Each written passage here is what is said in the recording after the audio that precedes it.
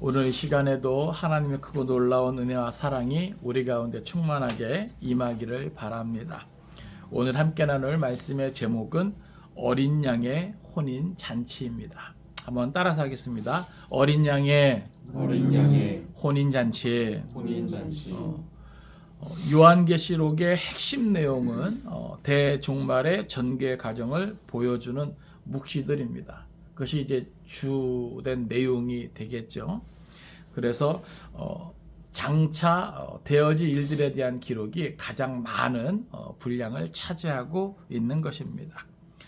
그 중에서 예수님의 재림 이전의 말세의 대환란이 4장에서 18장 사이에 기록되었고요. 또 재림 이후의 사건은 19장 1절에서 22장 5절 사이에 기록하고 있습니다. 그런데 이제 그 가운데서 4장에서 이제 18장까지는 우리가 앞에서 다 살펴본 대로 일곱 나팔, 일곱 대접이라는 연속적 그런 환상의 큰 틀에 따라 전개되었고, 또 이러한 3대 7중제약의 연속적인 이 환상은 드디어 이제 바벨론의 멸망에 대한 예언으로 일단 종결되었음을 우리가 살펴보았습니다. 이제 요한계시록의 묵시는 제 19장, 20장에서 전체적인 극적 구조상 이제 클라이맥스에 이제 도달하게 됩니다. 그 이유는 계시록의 핵심 주제라 할 수 있는 그리스도의 재림에 관한 묵시가 등장하기 때문입니다. 제 17장, 18장의 묵시가 반기독교적인 세속 문명에 대한 최종 심판을 나타냈다면, 이제 제 19장, 20장의 묵시는 거기서 이제 더 나아가 사단을 비롯한 모든 악에 대한 최후의 심판을 나타내고 있는 것입니다. 그리고 그 중에서도 이제 오늘 본문은 바벨론의 멸망과 어린 양의 혼인잔치 준비로 인한 하늘의 기쁨과 찬양을 보여주고 있는 것입니다. 바벨론의 멸망은요, 한편으로는 그 모든 것이 성도들의 피의 신원이 이제 성취된 것이기 때문에 이는 곧 어린 양의 혼인잔치 때가 이르렀다는 것을 말해주기 때문이죠. 어떻게 보면 하나님의 구원은요, 심판과 더불어 나타나는 것입니다. 그러니까 한쪽에서는 심판이고 한쪽에서는 구원이 완성되는 것이죠. 그러니까 이게 같이 있는 거예요. 이게 하나님의 공이라고 하는 겁니다. 그러니까 모든 악은, 모든 죄는 철저하게 심판하시고, 하나님의 의, 또 믿음, 여기에 대해서는 하나님이 구원에 대한 이 모든 선물을 은혜로 허락하시는 거죠. 그러니까 이게 이제 같이 있는 것을 성경은 우리에게 분명히 보여주고 있는 것입니다.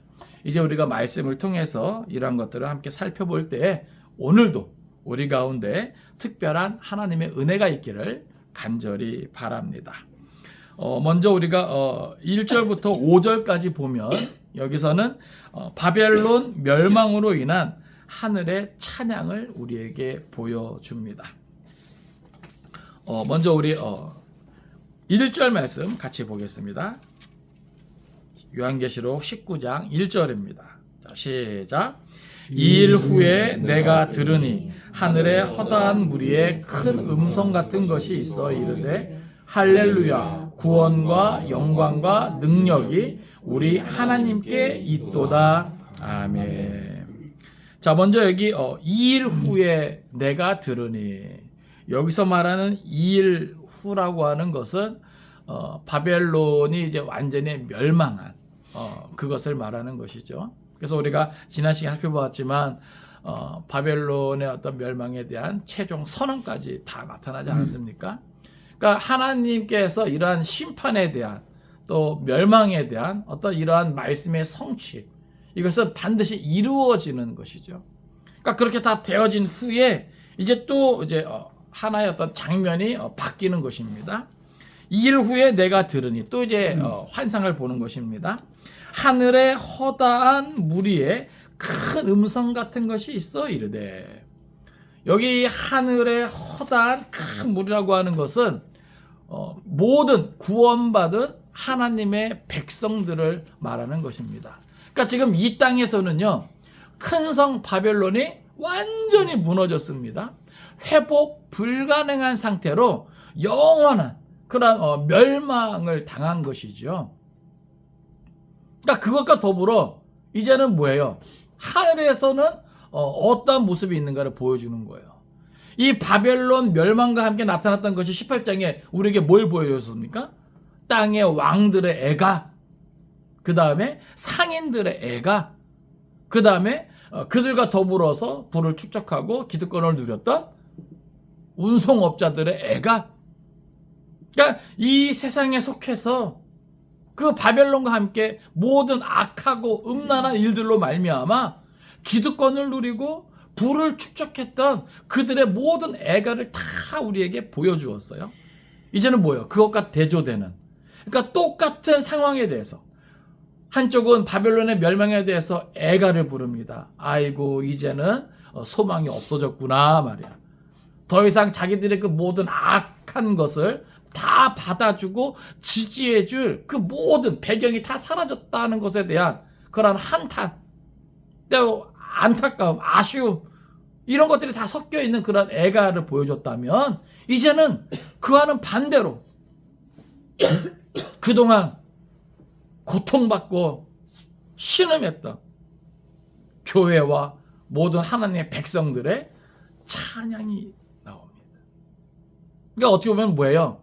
영적인 반전이죠. 역전이죠. 네? 하나님의 백성들에게 반드시 있게 될 일들이라고 하는 사실을 여러분 깨달으시기 바랍니다. 그래서 여기 1절에 보면 신약 성경에 여기만 나타나는 거예요. 요한계시록 19장. 어떤 말이요? 할렐루야. 한번 따라합시다. 할렐루야. 할렐루야. 여러분, 할렐루야의 뜻이 뭐죠? 하나님을 찬양하라입니다. 하나님을 찬양. 네?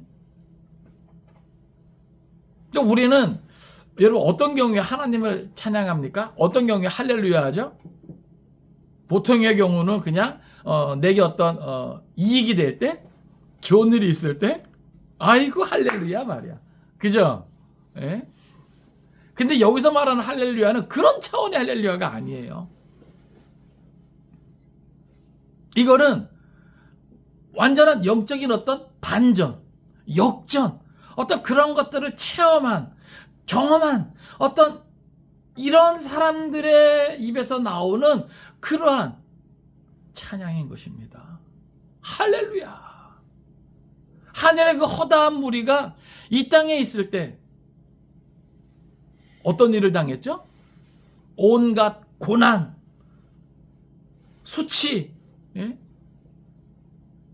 환난, 그런 것들을 다 참고 견디면서 믿음을 지키다가 끝내 순교한 이들, 최후 승리한 이들의 모습이 하늘의 허다한 무리거든요. 근데 그들의 입에서 뭐예요? 할렐루야! 무엇 때문에요? 무엇 때문에요? 먼저는 여기 보니까 구원과 영광과 능력이 우리 하나님께 있도다. 여러분 그렇게 생각하십니까? 정말로 구원과 영광과 능력이 우리 하나님께 있습니까? 세상도 그렇게 생각하나요? 모든 세대, 모든 사람들이 그렇게 생각했을까요? 아니요. 세상은 모든 세대를 아울러서 다 이 모든 구원과 영광과 능력이 어디 있다고 생각해요? 돈에 있다고 생각하죠. 돈이면 다 되는 세상 속에 돈 있으면 구원받고 돈 있으면 영광을 누리고 돈 있으면 모든 것을 행할 수 있는 능력을 갖는다. 그래서 돈 하는 거 아닙니까? 그러나 여러분 기억하십시오. 하늘의 허다한 무리, 마땅히 할렐루야를 외칠 수 있는 그 무리에게 고백되어지는 것은 구원과 영광과 능력이 우리 하나님께 있다라고 하는 고백이에요. 이런 자들이, 이런 고백을 갖는 자들이 하늘의 허다한 무리에 속한 자들이라는 거죠. 여러분, 우리가 이 세상을 살지만 예? 현실의 이 세상 속에서도요, 우리가 이러한 가치관, 이러한 신앙관을 가지고 살아야 돼요. 나의 구원이, 나의 영광이, 나의 능력이 이 세상, 이 돈, 이런 데 있는 게 아니에요. 모든 구원과 모든 영광과 모든 능력이 오직 누구에게 있다? 우리 하나님께 있다. 내가 그것을 인정하고 그것을 믿을 때 그 하나님 앞에 신실한 예배자로서 그 하나님을 믿는 신앙의 삶을 살아갈 수 있는 것이죠.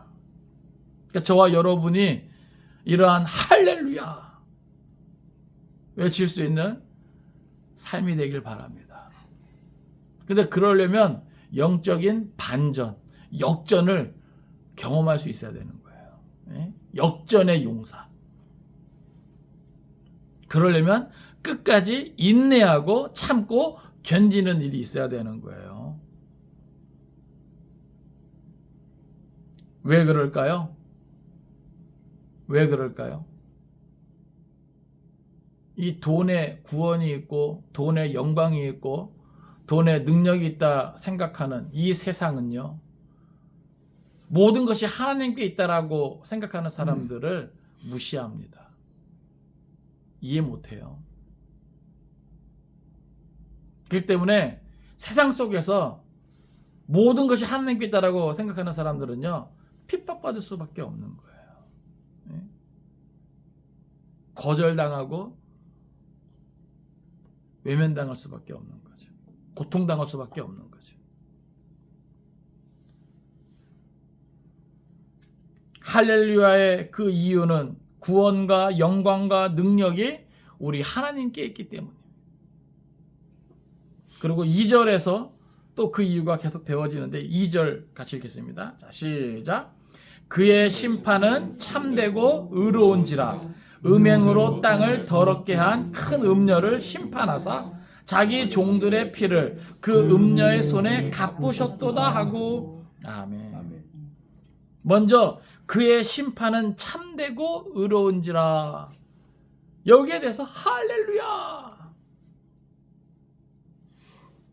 그러니까 큰 성 이 바벨론에 대한 이 심판은 참되고 의로운 것이라는 거예요. 이게 하나님의 공의죠. 네? 여러분, 죄에 대한, 악에 대한 심판 없이 구원이 없어요. 아시겠습니까? 그러니까 이 심판과 구원은 동시에 같이 있는 거예요. 악이 완전히 무너질 때 하나님의 구원의 완성이 있게 되는 겁니다. 악이 여전히 관영하다면 아직 하나님의 구원의 때가 아닌 것이죠. 그렇죠? 그러니까 점점 그 악이 관영해지게 되면 그만큼 뭐예요? 하나님의 심판이 가까울 뿐만이 아니라 모두 가까워진 거다? 구원도 가까워진 거다. 구원의 완성도 가까워진 거다. 그러니까 결국 이 구원이라고 하는 것은 하나님의 공의가 완전히 실현되는 그것을 말하는 거예요. 그래서 그의 심판은 참되고 의로운지라. 그러니까 여러분 보세요. 하나님의 그 모든 판단의 기준은 치우침이 없는 거예요. 아시겠습니까? 그러니까 오늘날 이 세상의 심판은 어때요? 때로는 돈의 힘에 왔다 갔다 하죠. 권력에 의해 왔다 갔다 하잖아요. 판단하는 것이. 그러나 하나님의 심판은요, 정확하다 말이죠. 진리대로 심판하시고 판단하시기 때문에, 그리고 행한 대로 심판하고 판단하시기 때문에, 그러니까 다 뭐야? 모든 것이 심은 대로 거두게 하신다. 심은 대로 거두게 하신다. 악한 것으로 심은 자는 정말 악한 결과를 초래하게 되는 거예요. 그러나 의로 심은 자, 믿음으로 심은 자는 또 그에 합당한 결과를 또 얻게 되는 것입니다. 그러니까 분하고 원통할 일이 없는 거예요. 이 세상 법정은 분한 사람이 간혹가다 생기더라고요. 억울한 사람도 간혹가다 생기더라고요. 그래서 나중에 어떤 경우도 있어요. 몇십 년 지나고 나서 야, 그게 잘못된 판단이었단 말이야. 예? 이런 일도 있더라고요. 그런데 하나님 앞에서 받는 그 심판, 하나님께서 내리시는 심판은요, 절대 억울함이 없어요. 다시 말해서 오판이 없단 말입니다. 오심이 없단 말입니다. 예? 성경은 우리에게 이것을 분명히 보여줘요. 결국 그의 심판은 참되고 의로운지라. 그러니까 이것이 뭐예요? 역사적으로 분명히 나타나게 될 것이고, 그것은 마땅히 그렇게 될 수밖에 없는 일이었다는 것이죠. 그 내용을 들여다보면 음행으로 땅을 더럽게 한 큰 음녀를 심판. 그러니까 이 음녀가 왜, 이 큰 성 바벨론이 왜 이렇게 하나님의 심판을 받습니까? 그것은 음행으로 땅을 더럽게 했기 때문에 그래요. 여기서 말하는 음행은 곧 우상 숭배와 모든 악한 행동을 말합니다. 거기에 물론 성적인 타락도 포함되는 것이죠. 그러니까 하나님 앞에서 되어지는 그 모든 악함을 말할 때 반드시 뭐야? 이런 성적인 음란함도 들어가는 것이고 우상 숭배도 들어가는 것이죠. 그리고 그들의 그 악하고 음란한 그 모든 악한 행동은요, 결국 뭐예요? 하나님의 종들의 피를 흘리게 됩니다. 그러니까 결국 하늘의 허다한 그 무리는요, 피를 흘리기까지 그 믿음을 지킨 것이죠. 그들이 무엇 때문에 믿음을 지킨 거예요? 무엇을 믿었기에? 앞에서 고백한 그 찬양의 내용이죠. 구원과 영광과 능력이 우리 하나님께 있도다. 이 믿음 때문에, 이 신앙 때문에 피를 흘리기까지 이 악한 음녀 바벨론과 그의 하수인들에 의해 피를 흘리기까지 믿음을 지킨 거예요. 그러니까 결국 하나님의 때에 그 모든 심판이 그 음녀 바벨론에게 내려졌을 때 할렐루야! 그죠? 여러분 통쾌하지 않습니까? 예? 통쾌하지 않아요? 이 영적인 이 역전, 반전. 그러니까 여기에 할렐루야가 나오는 거야. 할렐루야. 예? 그러니까 우리의 삶에 할렐루야 이 찬양의 삶이 되려면 우리가 뭐 하기까지? 피를 흘리기까지 뭐 할 수 있어야 돼요? 믿음을 지킬 수 있어야 돼요. 그들에게 허락되어지는 것이 영적인 그러한 역전의 삶이고 반전의 삶이에요. 그러한 자들의 입술을 통해서 할렐루야. 왜요? 그들이야말로 구원과 영광과 능력이 정말 하나님께 있다라고 믿었기 때문에 그런 것이죠. 여러분, 그러한 자들의 찬양이 진짜입니다. 그죠? 그렇게 믿지 않는 자들이 그렇게 찬양하는 건 뭐예요? 마치 하나님을 조롱하는 것 같죠. 그렇지 않습니까? 예수님이 십자가 위에 달려 계실 때 많은 사람들이 예수님을 조롱하면서 네가 진짜 하나님의 아들이거든, 예? 내려와 보라는 거죠. 예?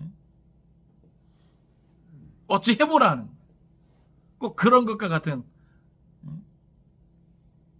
그러니까 정말 하나님께 구원과 영광과 능력이 있다 생각하지 않고 세상에 돈, 성공, 명예 여기 있다라고 생각하고 삶의 무게와 모든 중심이 거기에 쏠려 있는 사람들이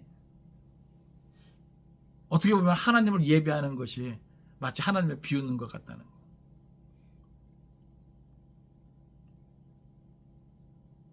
구약에서 하나님께서 이스라엘의 제사와 그 제물을 거부하는 그런 내용을 보여주죠.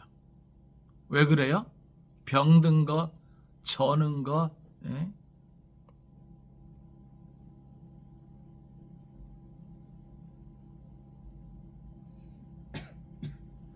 하나님이 그런 거 뭐예요? 받지 않으시는 거죠. 그리고 저들의 기도를 듣지 않으세요. 왜요? 하나님이 그들의 손과 발에 이 모든 죄악이 같은 걸 다 아시기 때문에. 그러니까 성경 분명히 우리에게 보여주는 거죠. 귀가 두나요? 듣지 못하심이 아니에요. 손이 짧아 구원치 못하심도 아니고. 그러니까 우리의 삶에 이 죄가 가득하기 때문에 그러한 죄가 뭐예요? 하나님과 우리 사이를 갈라놓는 거거든요. 그러니까 그런 자들이 어떤 형식, 의식, 어떤 이런 것 때문에 할렐루야 이러는 건요, 가증스러운 거죠. 그러니까 우리의 찬양이 진짜 할렐루야, 우리의 삶이 할렐루야가 되기 위해선 피를 흘리기까지 구원과 영광과 능력이 하나님께 있도다. 우리 하나님께 있도다. 진짜 그렇게 믿으면서 내 삶의 자리에서 내 이 신앙을 지키려고 하는 몸부림, 그게 있어야 되는 거예요. 그럴 때 비로소 내 찬양이 찬양되는 것이에요. 내 예배가 예배되는 것이에요. 내 고백이 하나님께서 받으시는 고백되어지는 거예요. 깨달으시기 바랍니다.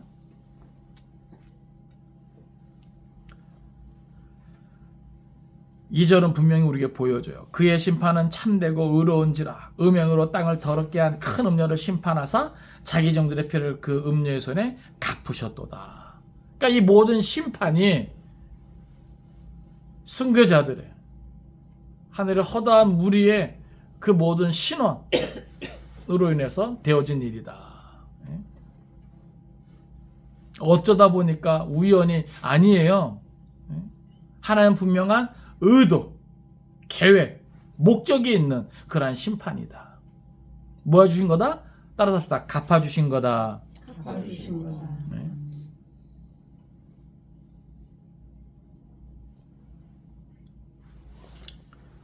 (3절) 보겠습니다. 같이 읽겠습니다. 시작.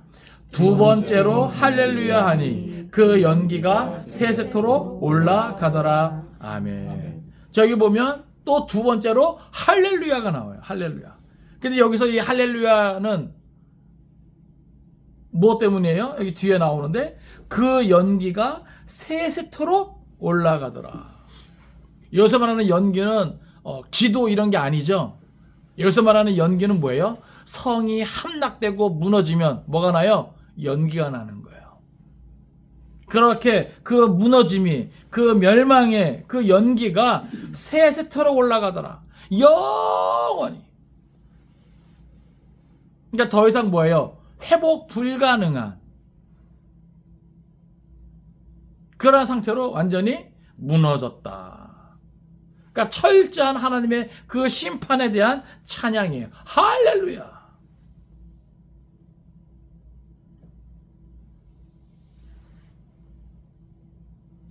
4절, 5절 보겠습니다. 자, 시작. 또 24 장로와 내 생물이 엎드려 보좌에 앉으신 하나님께 경배하여 이르되 아멘 할렐루야 하니 보좌에서 음성이 나서 이르시되 하나님의 종들 곧 그를 경외하는 너희들아 작은 자나 큰 자나 다 우리 하나님께 찬송하라 하더라. 아멘. 저기 보면 하늘의 허다한 무리의 그러한 할렐루야 찬양이 계속 되어질 때 이제 또 누가 반응하느냐면 여기 보니까 24 장로와 네 생물도 반응하는 거예요. 그러니까 우리가 앞에서 24 장로와 네 생물을 설명할 때 뭐라 그랬죠? 신구약의 모든 하나님의 백성 다 아우른다 그랬어요. 어떻게 보면 모든 피조 세계를 대표하는 그러한 것들이라 그랬습니다. 그런데 그들도 뭐예요? 보좌에 앉으신 하나님께 경배하여 이르되 아멘 할렐루야 하니. 그리고 5절에 보니까 보좌에서 음성이 나서 이르시되 하나님의 종들 곧 그를 경외하는 너희들아. 그러니까 모든 세대를 아우러서 신구약의 모든 하나님의 백성들이 여기 보니까 작은 자나 큰 자나 다 우리 하나님께 찬송하라. 여러분 하나님을 찬양하는 일에는요 작은 자나 큰 자나 차이가 없어야 돼요. 그러니까 돈이 있는 자나 없는 자나 권세가 있는 자나 없는 자나 하나님 앞에서 뭐예요? 다 찬양해야 되는 거예요. 찬양받기 합당하신 분은 오직 하나님 한 분이십니다.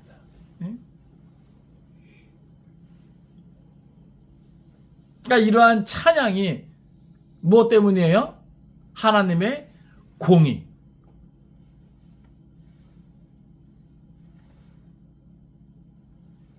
하나님의 공의가 완전히 이루어진 것에 대한 찬양이죠. 그의 모든 심판이 참되고 의로운, 그리고 그 구원과 영광과 능력이 하나님께 있음을 나타내 보여주신 겁니다.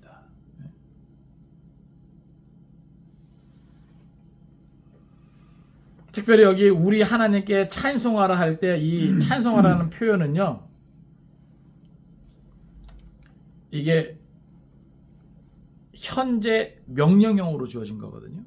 그러니까 이것은 계속해서 찬송하라라고 의미를 포함하고 있는 거예요. 그러니까 우리의 찬양은 계속해서 이어져야 한다는 것입니다. 이제 6절에서 8절까지는 어린 양의 혼인잔치 준비로 인한 찬양의 내용이 나옵니다. 그러니까 결국 보세요. 이게 하나님의 이 구속사의 과정이 계속 진행되는 거예요. 착착착착 진행되는 거예요. 그러니까 이제 바벨론의 심판으로 말미암아 이 모든 악에 대한 축이 또 이제 무너지고 있는 거잖아요. 그와 더불어 진행되는 것은 뭐예요? 이 어린 양의 혼인 잔치라고 하는 겁니다. 그러니까 성경에 보면 남자와 여자, 그죠? 또 남편과 아내, 신랑과 신부, 그러니까 하나님과 교회, 곧 하나님의 백성과의 관계를 그렇게 비유로 이렇게 표현하고 있는 것이죠. 그러니까 어떻게 보면 우리가 예수님을 믿으면서 우리에게 뭐가 된 거냐면 어떻게 보면 주님 예수님과의 어떤 뭐예요? 약혼이 된 거죠. 약혼. 그러니까 유대인들의 어떤 이 혼인 예식에 대한 좀 이해가 있어야 되는 거예요. 그러니까 약혼이지만 뭐예요? 이 부부로서의 법적인 이 권리는 생기는 거죠. 그러나 아직까지 뭐예요? 정식으로 혼례는 아직 안 한 거예요. 그러니까 대개 보면 한 1년에서 2년 정도 그 약혼을 하고 거기에 대한 이제 준비 기간이 있다라 그래요. 자, 우리 6절부터 8절까지 같이 보겠습니다. 자, 시작. 또 내가 들으니 허다한 무리의 음성과도 같고 많은 물 소리와도 같고 큰 우레소리와도 같은 소리로 이르되 할렐루야 주 우리 하나님 곧 전능하신 이가 통치하시도다. 우리가 즐거워하고 크게 기뻐하며 그에게 영광을 돌리세. 어린 양의 혼인 기약이 이르렀고 그의 아내가 자신을 준비하였으므로 그에게 빛나고 깨끗한 세마포 옷을 입도록 허락하셨으니 이 세마포 옷은 성도들의 옳은 행실이로다 하더라. 아멘. 자, 여기 보니까 또 내가 들으니 이거는 또 다른 이제 환상인 거예요. 바벨론의 멸망으로 인한 하늘의 허다한 백성들의 찬송과 또 24 장로와 내 생물의 그러한 찬양이 있고 난 다음에 이제 요한이 또 이제 보게 되는 것입니다. 특별히 여기 보면 허다한 무리의 음성과도 같고 많은 물 소리와도 같고 큰 우레소리와도 같은 소리로 이르되. 이건 다 이제 비유죠. 결국 뭐예요? 이것도 하늘의 그 허다한 무리의 어떤 그런 소리입니다. 뭐라 그럽니까? 또 나오죠? 할렐루야. 자, 여기서도 하나님을 높이는 거예요. 찬양하는 거예요. 근데 이번에는 무엇 때문에요? 여기 보니까 주 우리 하나님 곧 전능하신 이가 통치하시도다. 여러분, 성경은요 전체적으로 우리에게 뭘 알려주냐면 하나님이 통치하신다. 하나님이 다스리신다. 그죠?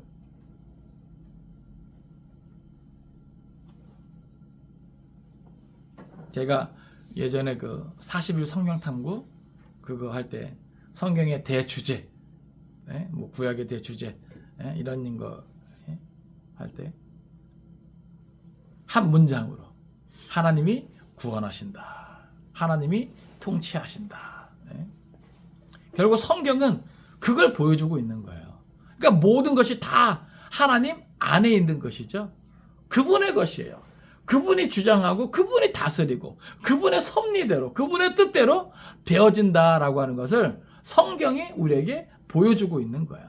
그러니까 지금 여기 요한이 환상을 통해서 우리에게 보여주고 있는 것도 그걸 말하고 있는 겁니다. 주 우리 하나님 곧 전능하신 이가 통치하시도다. 결국 이 모든 되어지는 일들 주체가 누구예요? 하나님이라는 것을 분명하게 밝혀두고 있는 거죠. 그러니까 바벨론의 멸망과 더불어 되어질 앞으로의 그 모든 일 결국 뭐예요? 하나님의 통치라고 하는 거예요. 하나님의 뜻대로 하나님의 주권하에 되어지는 것이다. 또 여기 보니까 우리가 즐거워하고 크게 기뻐하며 그에게 영광을 돌리세. 자, 하늘의 허다한 무리에 즐거워하고 크게 기뻐하며 그에게 영광을 돌리세. 왜요? 여기 보니까 어린 양의 혼인계약이 이르렀고, 그러니까 때가 됐다라고 하는 거예요. 약혼이 되었는데 이제 뭐예요? 혼인 기약, 이제 그 결혼한 때가 이제 다 되었다는 겁니다. 여러분, 이 혼인이라고 하는 것은 결국 뭐예요? 우리가 영적으로 봤을 때 예수 그리스도와의 온전한 연합을 의미하는 겁니다. 결국 이것이 뭐예요? 구원의 완성이죠. 그러니까 그것으로 인해서 뭐예요? 즐거워하고 크게 기뻐하며 그에게 영광을 돌리세. 여러분, 성경은 이것을 왜 보여줄까요? 그러한 때가 있다는 겁니다. 아시겠어요? 그러니까 이게 뭔가 추상적인 그리고 허상적인 어떤 이런 일들이 아니라 실제 역사적인 사건 속에서 경험되어질 그 실제적인 일이 반드시 있다라고 하는 것을 보여주고 있는 거예요.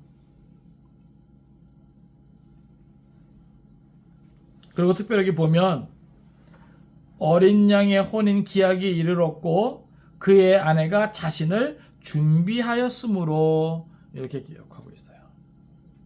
그의 아내가 자신을 준비하였으므로. 여러분,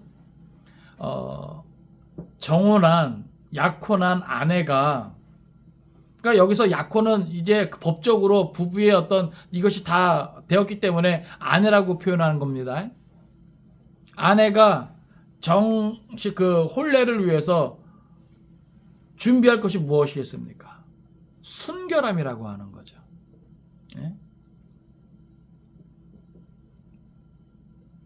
그러니까 자신을 준비하였으므로. 그러니까 어떻게 보면 신부된 교회가 신랑된 예수 그리스도와의 온전한 연합을 위해서 준비해야 될 것은 뭐냐?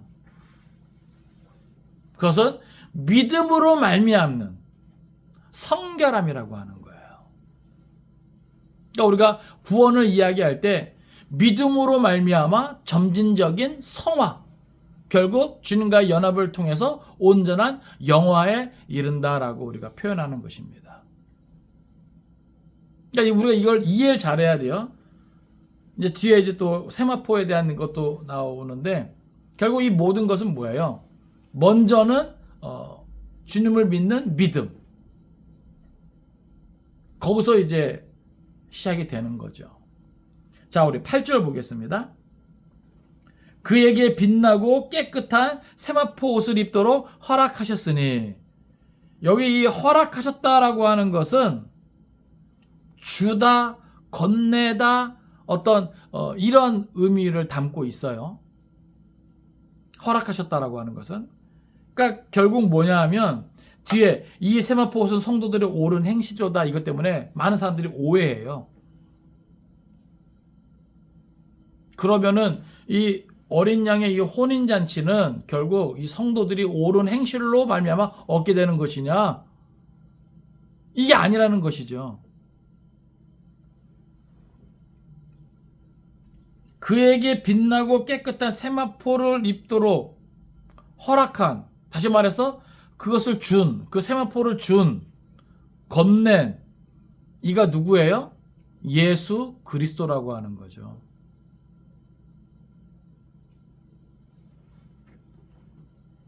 우리 성경 한번 찾아볼까요? 에베소서 2장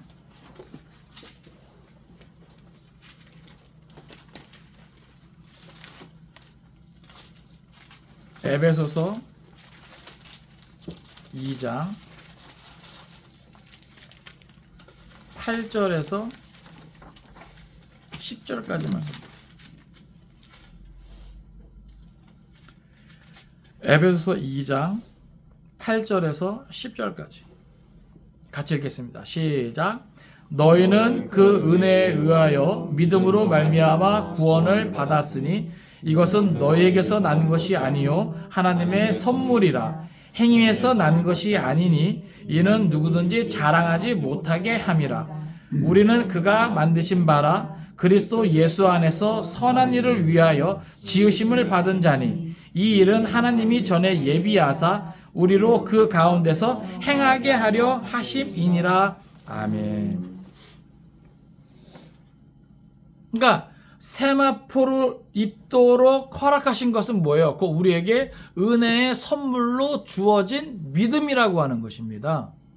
그러니까 이것이 행위에서 난 것이 아니기 때문에 그 누구도 뭐예요? 자랑해서 된다 안 된다? 안 된다.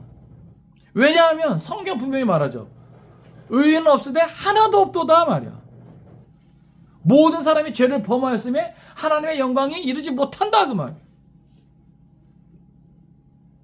그런데 여러분 또 기억해야 될 것이 있어요. 이렇게 은혜의 선물로 받은 그 믿음, 그래서 우리가 예수를 알게 되고 그 예수를 구주로 영접하게 되잖아요. 그럼 그 안에서 그 은혜의 빛을 힘입어 빛의 열매를 맺어야 되는 거예요. 이게 뭐예요? 앞에서 말한 아내가 자신을 준비하였으므로 이게 되는 거예요. 이해되십니까? 하늘의 허다한 무리는 어떤 존재들이라 그랬죠? 피 흘리기까지 믿음의 이 정조를 지킨 자들이에요. 피 흘리기까지, 순교하기까지. 믿음은 은혜의 선물로 주어지는 것이에요. 그로 말미암아 구원의 시작은 되어지지만 구원의 완성은 결국 뭐예요? 그 은혜의 선물을 받은 자들이 그거를 내팽개치고 버리면 돼요, 안 돼요? 안 되죠? 그렇잖아요. 은혜의 선물을 가지고 그 은혜의 선물을 힘입어서 그 힘과 능력으로 뭐 할 수 있어야 돼요? 하나님께서 마땅히 기대하시는 옳은 행실의 열매를 맺어야 된다. 성경을 찾아보겠습니다. 야고보서 2장 26절.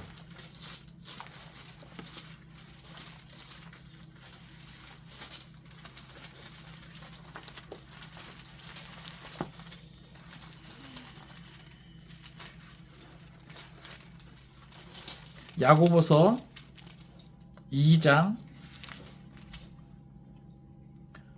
26절 같이 읽겠습니다. 자, 시작. 영혼 없는 몸이 죽은 것 같이 행함이 없는 믿음은 죽은 것이니라. 아멘. 여러분 이해되십니까? 시작은 은혜의 선물로 시작되어지는 거예요. 그렇죠? 그러나 그 은혜의 선물을 여기 보면 영혼 없는 몸이 죽은 것 같이 행함이 없는 믿음은 죽은 것이니라. 그 믿음이라고 하는 것을 죽게 하면 됩니까? 안 됩니까? 안 된다라고 하는 거예요. 그러니까 하늘의 그 허다한 무리는 피를 흘리기까지 그 은혜의 선물, 그 믿음을 뭐예요? 간직하고 지키기 위해서, 그 안에서 열매 맺기 위해서 뭐예요? 피 흘리기까지 저들이 참고 견뎠던 겁니다. 그 관계를 잘 아시겠어요? 믿음과 행함에 대한 관계를 아시겠어요? 믿음 없이 행함으로만 구원을 받는 게 아니에요. 구원의 시작은 반드시 은혜의 선물인 믿음입니다. 그거는 행함으로 가지는 게 아니에요. 그건 은혜예요. 선물로 주어지는 거예요. 그러나 구원의 완성은 어떻게 보면 그 믿음이 죽은 믿음 되게 하는 게 아니라 그 말이죠. 그 믿음이 살아있는 믿음이 되어야 돼요. 그것은 행함으로 나타난다는 거죠.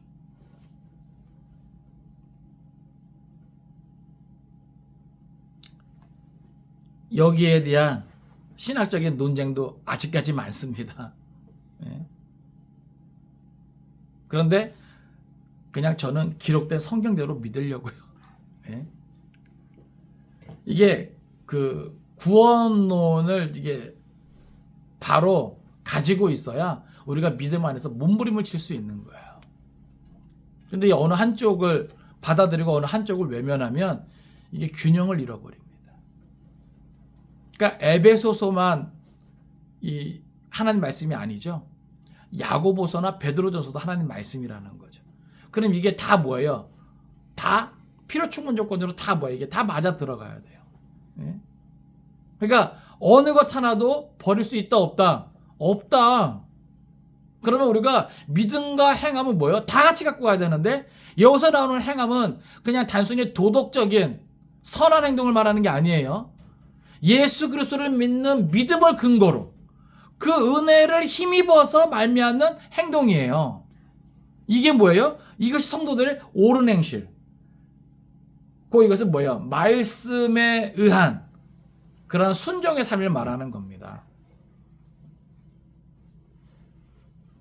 그러니까 단순히 교회 출입한다고 구원의 완성을 누리는 게 아니에요. 교회 출입이 하늘의 허다한 무리에 속한다, 14만 4천에 속한다, 이게 아니라 그 말입니다. 아시겠어요? 은혜는 다 받는 것이죠. 그렇죠? 은혜는 다 받아요. 그러나 구원은 다 받아요? 아니에요. 예수님조차도 인자가 올 때 믿음을 보겠느냐 할 정도로 마지막 때는 믿는 이가 적어요. 희한하지 않았습니까? 아니 선물은 다 주었는데, 그쵸? 선물은 다 주었단 말이에요. 근데 누구는 그 선물을 잃어버려요.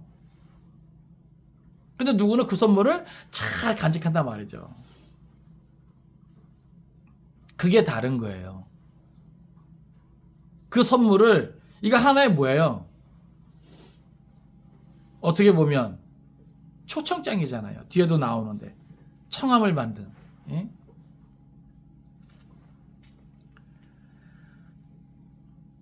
이제 9절 10절은 혼인잔치 참여자에 대한 축복의 선언입니다. 같이 읽겠습니다. 자, 시작. 천사가 내게 말하기를 기록하라. 어린 양의 혼인잔치에 청함을 받은 자들은 복이 있도다 하고, 또 말하되 이것은 하나님의 참되신 말씀이라 하기로 내가 그 발 앞에 엎드려 경배하려 하니 그가 나에게 말하기를 나는 너와 및 예수의 증언을 받은 네 형제들과 같이 된 종이니 삼가 그리하지 말고 오직 하나님께 경배하라. 예수의 증언은 예언의 영이라 하더라. 아멘. 자, 여기 보면 천사가 내게 말하기를, 이제 천사가 이제 말합니다. 기록하라. 무엇을 기록하라? 어린 양의 혼인잔치에 청함을 받은 자들은 복이 있도다. 이 복의 선언을 해주고 있어요. 여러분, 우리가 그 산상수훈에 8복이 있잖아요. 근데 이 요한계시록에는 7복이 있습니다. 그러니까 요한계시록을 그냥 너무 무섭고, 예? 이런 책으로만 생각하는데 아니에요. 제가 처음 이제 시작할 때도 이 요한계시록이야말로 뭐예요? 이 복에 대한 선언의 책이다. 예? 우리 한번 찾아볼까요? 요한계시록 1장 3절. 요한계시록 1장 3절. 어떤 복을 선언하고 있는가? 요한계시록 1장 3절 같이 읽겠습니다. 자, 시작. 이 예언의 말씀을 읽는 자와 듣는 자와 그 가운데 기록한 것을 지키는 자는 복이 있나니 때가 가까움이라. 아멘. 자, 여기서는 어떤 자를 말합니까? 말씀을 읽는 자, 듣는 자, 그 가운데 기록한 것을 지키는 자. 이들이 바로 복이 있다. 그리고 두 번째 복은 계시록 14장 13절입니다. 계시록 14장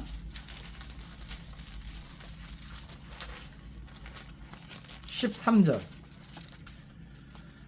같이 읽겠습니다. 시작. 또 내가 들으니 하늘에서 음성이 나서 이르되 기록하라. 지금 이후로 주 안에서 죽는 자들은 복이 있도다. 아멘. 예. 여기까지. 자, 여기서 말하는 복은 어떤 자가 복이 있다는 거예요? 주 안에서 죽는 자. 자, 한 번 죽는 것은 사람에게 정한 것이라 그랬습니다. 이게 무슨 말이에요? 죽음을 피해갈 사람이 있다 없다? 없다. 그러니까 우리는 다 죽게 돼 있어요. 그런데 어디서 죽는 자가 복되다고요? 주 안에서 죽으라 말이에요. 주 안에서 죽으라. 예? 주 안에서 죽는다는 말이 뭐예요? 예수 믿는 믿음 안에서 죽는 것을 말합니다. 예? 여러분, 예수 믿는다고 죽지 않는 게 아니에요. 우리도 언젠간 죽어요. 그러나 예수 끝까지 믿고, 이 믿음은 제가 뭐라 그랬죠? 끝까지라 그랬어요. 끝까지. 아시겠어요? 예수 잘 믿다가 죽을 때 예수 안 믿는 모습으로 죽으면 된다 안 된다? 안 된다. 예? 제가 다시 한번 말씀드립니다. 여러분, 지금 예수 잘 믿다가 내가 죽기 전에 예수님 배신하고, 예? 다른 신앙을 가지면 그 사람 구원 받아요 못 받아요? 받아요 못 받아요? 못 받습니다. 아시겠어요? 그걸 잘 아세요. 그러나 이 땅에 혹, 예? 불교에 아주 심취한 사람이라, 심지어 뭐예요? 스님이라 할지라도 죽기 전에, 예? 제가 변화하고 예수님 영접하면 그 사람 구원 받습니까 못 받습니까? 구원 받습니다. 예? 근데 두 경우가 다 있어요. 예수 믿던 사람이, 예? 타종교로 개종하는 경우도 있고요. 불교에서 심지어 스님인데 기독교로 개종한 사람도 있어요. 그러니까 결국 은혜의 선물은 받았지만 그것을 지키지 못하고 갖다 버리는 사람은 구원 못 받아요. 아시겠습니까? 깨달으시기 바랍니다. 주 안에서 죽는 자가 복되다. 세 번째 복은 계시록 16장에 있어요. 계시록 16장 15절. 계시록 16장 15절 같이 읽겠습니다. 자, 시작. 보라, 내가 도둑같이 오리니 누구든지 깨어 자기 옷을 지켜 벌거벗고 다니지 아니하며 자기의 부끄러움을 보이지 아니하는 자는 복이 있도다. 아멘. 그러니까 결국 뭐예요? 자기를 지키는 거, 깨어서 자기 옷을 지켜 벌거벗지 않고 부끄러움을 보이지 않는 자는 복이 있다. 그러니까 이것은 어떻게 보면 주님께서 우리에게 허락하신 의복이고 예복이잖아요. 그렇죠? 그러니까 어떻게 보면 이것이 믿음이에요. 예? 우리가 그리스도로 옷 입는다 그러잖아요. 예? 그런데 그것을 뭐예요? 지키는 거예요. 그러니까 예수 믿는다고 하면서도 부끄러움을 보이는 자들이 참 많죠. 예? 창피한 사람도 많아요. 근데 여러분, 성경은 그것을 보이지 않는 자, 부끄러움을 보이지 않는 자가 복이 있다. 그 다음에 네 번째 복이 이제 오늘 본문에 나오는 거예요. 19장 9절 말씀. 다시 한번 읽습니다. 계시록 19장 9절 말씀. 자, 시작. 천사가 내게 말하기를 기록하라. 어린 양의 혼인잔치에 청함을 받은 자들은 복이 있도다 하고. 아멘. 어떤 자들이 복이 있어요? 혼인잔치에 청함을 받은 자들.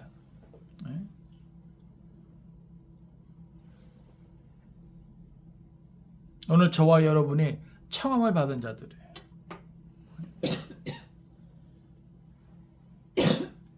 또 다섯 번째 복은 뒤에 있는데 20장 6절입니다. 20장 6절. 같이 했습니다. 자, 시작. 이 첫째 부활에 참여하는 자들은 복이 있고 거룩하도다. 아멘. 첫째 부활에 참여하는 자들이 복이 있다. 그 다음에 여섯 번째 복은 22장 7절에 있습니다. 22장 7절. 같이 읽겠습니다. 시작. 보라 내가 속히 오리니 이 두루마리의 예언의 말씀을 지키는 자는 복이 있으리라. 아멘. 첫 번째 복하고 이제 겹치는 부분도 있죠. 이 두루마리의 예언의 말씀을 지키는 자는 복이 있으리라. 그러니까 주님이 반드시 오시는데, 속히 오시는데, 이 두루마리, 곧 성경의 이 말씀을 지키는 자가 복이 있다. 그 다음에 마지막 일곱 번째는 22장 14절에 있습니다. 같이 읽습니다. 시작. 자기 두루마리를 빠는 자들은 복이 있으니 이는 그들이 생명나무에 나아가며 문들을 통하여 성에 들어가 권세를 받으려 함이로다. 아멘. 여기 보면 자기 두루마리를 빠는 자들이 복이 있다. 그러니까 여러분, 이러한 자들이 복이 있는 거예요. 팔복과 더불어서 심령이 가난하고, 그죠?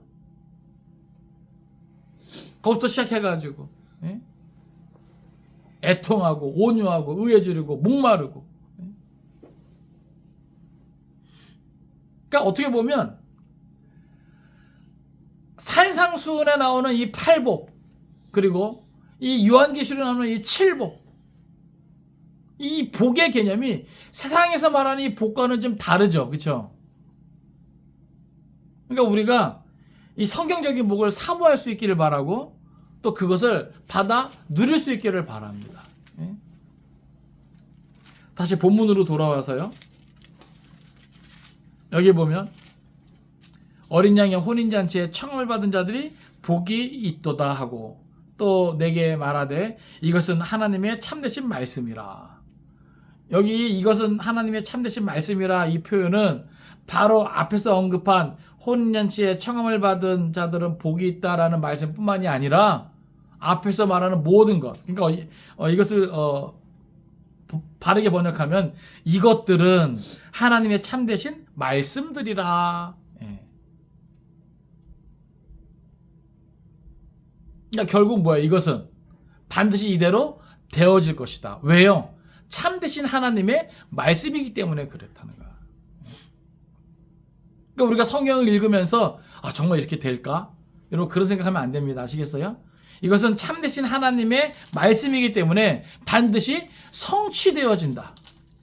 우리가 이것을 바라보고 꿈꿀 수 있기를 바랍니다. 그러기 마지막에는 어떤 것을 보여주냐면, 이제 그것이 너무나 감사하니까, 황송하니까 내가 그 발 앞에 엎드려 경배하려 하니. 그때 뭐야? 요한이 경배하려 할 때 천사가 뭐라 그럽니까? 그가 나에게 말하기를 나는 너와 미 예수의 증언을 받은 네 형제들과 같이 된 종이니. 그러니까 천사와 우리는 같이 뭐예요? 하나님의 종된 그런 존재라고 하는 거예요. 그래서 밝히는 게 뭡니까? 삼가 그리하지 말고 오직 하나님께 경배하라. 예수의 증언은 예언의 영이라. 예언의 영, 대언의 영이라는 거죠. 그러니까 결국 하나님만이 경배받기에 합당하신 분이다 말이죠. 말씀을 정리합니다. 저는 오늘 말씀을 통해서 두 가지만 간단하게 말씀드립니다. 하나는 주의 심판에는 오심이 없다는 거예요.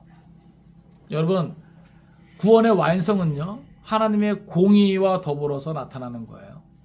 심판과 구원이 같이 있는 겁니다. 한쪽에는 심판이에요. 그동안 하나님을 거부하고 모든 악함, 그런 열매를 맺은 그 모든 피조 세계는 하나님의 공의의 심판을 피할 수가 없습니다. 또 이 하나님의 공의는 하나님의 그 은혜의 선물, 그 믿음을 끝까지 피흘리기까지 지킨 그 허다한 하나님의 백성들의 그 신원에 대한 그러한 갚아주심이죠. 그러니까 이것과 더불어서 뭐예요? 이 구원이 되는데 이러한 하나님의 심판은 오심이 없다. 왜 그렇습니까? 요한복음 8장 16절은 이렇게 기록해요. 만일 내가 판단하여도 내 판단이 참되니 이는 내가 혼자 있는 것이 아니요 나를 보내신 이가 나와 함께 계심이라. 하나님이 주님과 함께 그 모든 것을 판단하세요. 심판하세요. 또 로마서 2장 2절은 이렇게 기록합니다. 이런 일을 행하는 자에게 하나님의 심판이 진리대로 되는 줄 우리가 아노라. 그러니까 모든 하나님의 심판은 진리대로 되어진다. 그러니까 오심이 있을 수 있다 없다? 없다. 치우침이 없다. 깨달으시기 바랍니다. 또 한 가지 말씀해 주신 것은 어린 양의 혼인잔치에 청함을 받은 자들은 복이 있다는 사실이에요. 제가 아까 칠복 말씀드렸는데 계시록의 이 칠복을 우리가 마음판에 새길 수 있기를 바랍니다. 왜 그럴까요? 로마서 8장 18절 보면 이렇게 기록합니다. 생각하건대 현재의 고난은 장차 우리에게 나타날 영광과 비교할 수 없도다. 피 흘리기까지 참고 견디는 거 쉽지 않습니다. 죽을 것만 같죠. 진짜로 죽을 수도 있는 것이고요.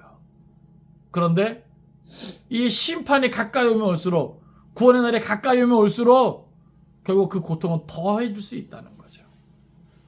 근데 우리가 그것을 참을 수 있고 견딜 수 있는 것은 장차 우리에게 나타날 영광과 비교할 수 없다는 거예요.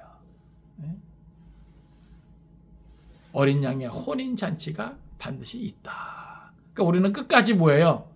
아내된 자로서, 주의 순결한 신부된 자로서 우리가 우리 자신을 지킬 수 있어야 된다. 세상 죄악에 물들지 않도록, 악하고 음란함에 물들지 않도록, 더럽혀지지 않도록 나를 지킬 수 있어야 되는 거예요. 히브리서 11장 25절 26절은 이렇게 기록합니다. 도리어 하나님의 백성과 함께 고난받기를 잠시 죄악의 낙을 누리는 것보다 더 좋아하고 그리스도를 위하여 받는 수모를 애굽의 모든 부하보다 더 큰 재물로 여겼으니 이는 상 주심을 바라봄이라. 그러니까 누가 이렇게 했다는 거예요? 많은 믿음의 선배들이 그렇게 했다는 거예요. 히브리서 11장은 믿음장 아닙니까? 믿음의 사람들의 기록을 나열하고 있는데 그들이 왜 이렇게 했는가?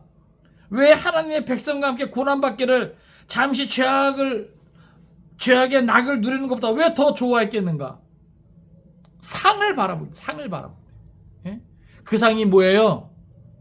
주님과 함께 혼인잔치에 참여하는 거예요. 할렐루야. 주님과 함께 모든 것을 다스리는 그때가 있단 말이죠. 바라고 원하기는 모든 것을 참되게 판단하시고 심판하시는 그 하나님을 온전히 믿을 수 있기를 바라고, 또 계시록에서 말하는 이 칠복의 사람으로 우리가 삶 가운데 할렐루야를 외치며 피 흘리기까지 우리의 신앙을 지킬 수 있기를 주님의 이름으로 축원을 드립니다. 기도하겠습니다.